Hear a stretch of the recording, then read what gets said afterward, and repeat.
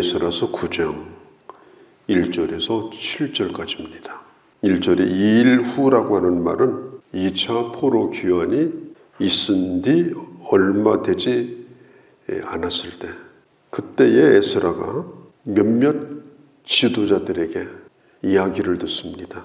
그것이 뭐냐면은 제사장, 레위인, 백성들, 이런 사람들이 가나안 원주민들, 가나안 사람, 헷 족속, 브리스 족속, 여부수 족속, 또 아무리 족속, 그 다음에 유단 동편에 있는 모압, 암몬, 심지어 애굽 사람들까지 그들과 혼인 관계를 맺고 그들과 혼합되어서 살아가고 있다. 그런 이야기를 들으면서 이 에스라가 엄청난 충격을 받습니다. 우리가 언제 충격을 받습니까? 위기를 느낄 때. 에스라가 지금 그런 심정을 갖게 됩니다. 왜냐하면 이대로 놔두게 되면 결국은 이스라엘은 곧 무너지게 된다. 우리가 전쟁을 할 때 방어선이라는 게 있어요. 이 방어선이 뭐냐면 여기를 지키지 않으면 결국은 다 내어준다. 그게 방어선이거든요. 이스라엘 백성들의 거룩함, 그걸 지킬 수 있는 방어선이 뭐냐? 이방인들과 혼인하지 아니하고 그들의 종교, 그들의 문화가 섞여지지 않도록 하는 것. 이게 허물어지면 결국은 영적으로 전부 혼합되어지고 타락할 수밖에 없다. 지금 그것이 무너지고 있는 그런 상황을 이 에스라가 보고 있는 것입니다. 이스라엘 백성들이 1차 포로 귀환을 해서 그 성전을 재건할 때 얼마나 어려운 일이 많았어요. 오자마자 반대에 부딪히고 그래도 그걸 다 이기고 이뤘거든요. 그 다음에 2차 포로 귀환을 할 때 그때의 왕의 도움을 받지 않고 전적으로 하나님을 의지하고 예루살렘으로 돌아왔어요. 이것도 하나님의 은혜입니다. 그렇게 해서 이제 새로운 나라, 새로운 유다를 건설을 지금 해야 되는 그런 처지에 있습니다. 그런데 얼마 되지 않아가지고 지금 이런 일이 생긴 거예요. 사람은 은혜를 쉽게 잃어버리고 쉽게 넘어집니다. 깨어있지 않으면, 또 긴장감을 갖지 않으면 나도 모르는 사이에 그냥 거의 불신자처럼, 세속적인 인간처럼 그렇게 될 수가 있다라고 하는 겁니다. 지금 이스라엘이 그런 처지예요. 고린도서 6장에 보면은 14절 16절에 바울이 이런 얘기를 해요. 믿지 않는 자와 몽해를 같이 하지 말라. 의와 불법이 어찌 함께하겠느냐. 어둠과 빛이 어떻게 공존하겠느냐. 그리스도와 베리알이 어떻게 조화를 이루겠느냐. 믿는 자와 믿지 않는 자가 어찌 상관하겠느냐. 하나님의 성전과 우상이 어찌 일치하겠느냐. 여기 보면 몇 가지 단어가 나와요. 몽해를 맨다, 조화를 이룬다, 또 상관한다, 일치를 이룬다. 이게 무슨 뜻인가 하면 이게 혼인관계를 맺는 거예요. 혼인관계를 맺는다라고 하는 것은 그냥 두 사람이 만나서 애 낳고 사는 것이 아니고 두 사람의 인생관, 두 가문의 인생관, 그 다음에 신앙관, 이런 것들의 결합인 것입니다. 그래서 매우 중요한 거예요. 이슬람의 선교 정책 가운데 하나가 뭐냐. 이교도와 결혼해서 무조건 애를 많이 낳아라. 그래서 이 모슬렘들은 한국에 와서 결혼을 하면 애를 많이 낳아요. 지금 예상하기는 2050년 정도 되면은 모슬렘이 이 기독교를 앞설 거라고 얘기합니다. 그 주 원인 가운데 하나가 이 혼인 문제예요. 그들은 애를 많이 낳아요. 그리고 다 모슬렘을 만들어버려요. 그러니까 숫자가 막 불어나는 거예요. 애 낳는 숫자만큼. 우리는 지금 거의 출산율이 사람이 죽는 숫자보다 나는 숫자를 못 미치고 있어요. 인구가 좀 줄고 있거든요. 그렇게 하게 되면 결국 이 나라가 쭈그러드는 거예요. 그러니까 신앙도 마찬가지입니다. 예를 들면 창세기 6장에 하나님이 세상을 만들고 나서 얼마 안 되었을 때 세상이 급속도로 다 부패했어요. 어느 정도로 부패했느냐? 다 육체가 되었다. 영혼이 없는 육체 덩어리. 그런 세상이 돼버린 거예요.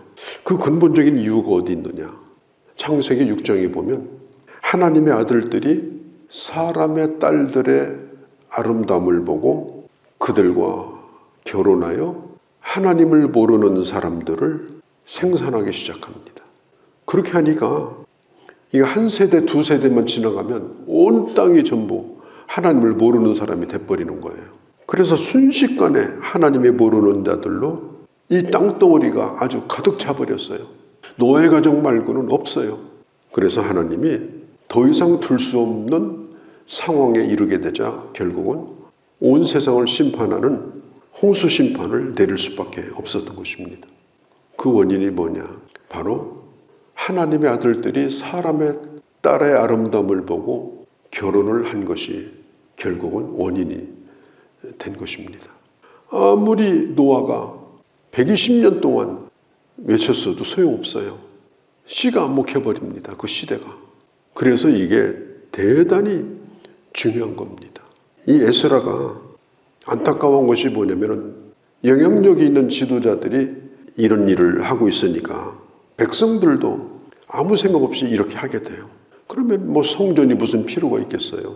성을 재건하는 게 무슨 필요가 없겠어요? 거기에 살 사람들이 나중에는 다 이방인들이 될 텐데 에스라는 대단히 큰 슬픔에 빠지게 됩니다. 이 기가 막히다는 말을 3절 그리고 4절에 계속합니다. 그리고 부끄럽다는 얘기를 또 반복해서 합니다. 6절에는 내가 부끄럽고 낯이 뜨거워서 감히 하나님의 얼굴을 쳐다볼 수가 없습니다. 머리끝서부터 발끝까지 지금 완전히 잘못되어 있습니다. 지금 이러면서 애통을 하고 있습니다. 왜냐하면 앞으로 예상되는 일이 대단히 위험하기 때문에 그렇습니다. 모세도요, 이스라엘 백성들을 애굽에서 데리고 나왔잖아요. 그런데 시내산 밑에서 저 애굽에서 섬기던 송아지를, 금송아지를 만들어 놓고 그들은 우상이라고 부르지 않고 이것이 하나님이다 이렇게 불렀어요. 이미 혼합되어 버린 거예요. 우상이라고 하지는 않았어요. 하나님을 대신하여 하나님이라고 그렇게 부르면서 춤을 추며 노래했어요. 이 혼합되기 시작하면 이건 벌써 대단히 위험한 거예요. 그래서 모세가 하나님으로부터 음성을 듣습니다. 모세야, 출애굽을 했다 할지라도 이건 다 끝난 거다. 이 사람들 살려둘 수가 없다. 너희 가문만 살려두고 다시 시작하겠다. 그러니까 노아 때하고 똑같아요. 그때 모세가 하나님 그렇게 하려면 저도 생명책에서 지워주세요. 모세가 하나님 앞에 몸부림치며 기도함으로 하나님이 용서해 주시고 다시 가나안으로 갈 수가 있었거든요. 이 혼합주의라는 게 그렇게 무서운 거예요. 하나님을 안 믿는 건 아닌데 이미 섞여져 버린 거, 온전하지 않은 거. 지금 이 에스라가 보고 있는 것도 아주 똑같은 상황입니다. 지도자인 에스라가 이렇게 하니까 완전히 정신 나간 사람처럼 막 울부짖고 수염을 집어뜯고 머리를 쥐어뜯고 옷을 다 찢어버리고 통곡하며 몸부림을 치니까 그때 경건한 이스라엘 백성들이 에스라 옆에 모이기 시작해요. 그래서 함께 기도하기 시작합니다. 그러면서 이제 회개운동이 일어나게 되는 거예요. 4절에 보니까 내게로 모여오더라. 사람들이 그걸 보고 경건한 사람들이 모여들기 시작합니다. 그리고 에스라의 기도가 시작됩니다. 우리의 죄가 하늘에 사무쳤고 부끄러워서 고개도 들 수가 없습니다. 기도하기도 부끄럽습니다. 하나님의 진노가 이미 임한 것 같습니다. 이러면서 긴 기도를 하게 됩니다. 우리가 시원한 생수를 마시고 싶은데 컵이 필요합니다. 근데 컵 안에를 보니까 오염된 것이 그 안에 가득 들어 있습니다. 그러면 어떻게 해야 됩니까? 먼저 해야 될 일은 씻어내고 마시는 거예요. 하나님이 아무리 큰 은혜를 주셔도 내 안에를 닦아내지 않으면 그걸 아무리 마신다 할지라도 그건 오염된 물을 먹는 거예요. 은혜가 되지를 못해요. 먼저 씻는 일이 중요한데 그 씻는 것이 바로 그게 회개입니다. 에스라가 6절에서 15절까지 잘 읽어보세요. 우리라는 말을 계속해서 반복합니다. 우리가 죄악이 많습니다. 우리가 허물이 많습니다. 6절에 7절에 우리의 죄가 우리의 죄악으로 10절에도 우리가 주의 계명을 배반하였습니다. 우리가 죄인입니다. 27번이나요. 반복해서 그렇게 기도해요. 저들이 죄를 졌습니다. 저들이 나쁩니다. 저 지도자들이 문제입니다. 그렇게 하지 아니하고 거기 함께 모여있는 사람들과 더불어 우리가 다 죄를 범했습니다. 그런 일을 한 사람들은 아마 거기 없었을지도 몰라요. 불편하고 거북스러우니까. 오히려 그렇지 않은 경건한 사람들이 거기에 모여 기도합니다. 그런데 저들이 죄를 졌다고 하지 않고 우리가 죄를 졌다.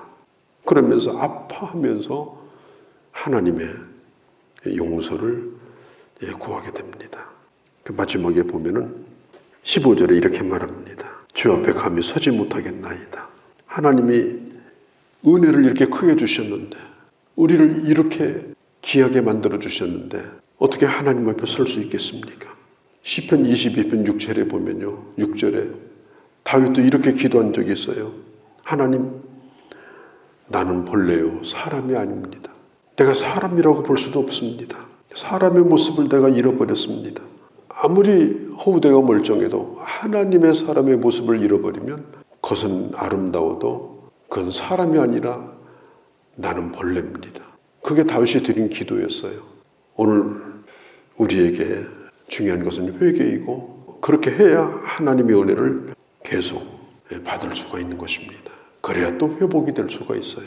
에스라가 드렸던 이 기도 우리가 깊이 생각하고 내 자신과 오늘 이 시대를 바라보며 나의 문제로 받아들이고 그리고 하나님 앞에 무릎을 꿇을 수 있는 우리 주의 자녀들이 되어주시기를 바랍니다. 거룩하신 우리 아버지, 오늘 저희들 이 에스라의 통회하는 기도를 저희도 같이 들었습니다. 부끄럽고 낯이 뜨겁고 기가 막히고 또 기가 막힙니다.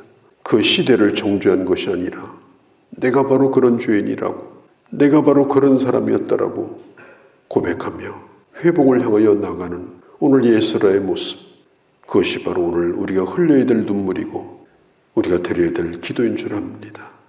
깨어 기도하는 주의 자녀들 먼저 저희들로부터 기도하게 하시고 또 함께 기도하는 자들이 늘어나게 하시고 회복을 향하여 나가는 그런 저희가 되게 하여 주옵소서. 우리 주 예수님의 이름으로 기도하옵나이다. 아멘.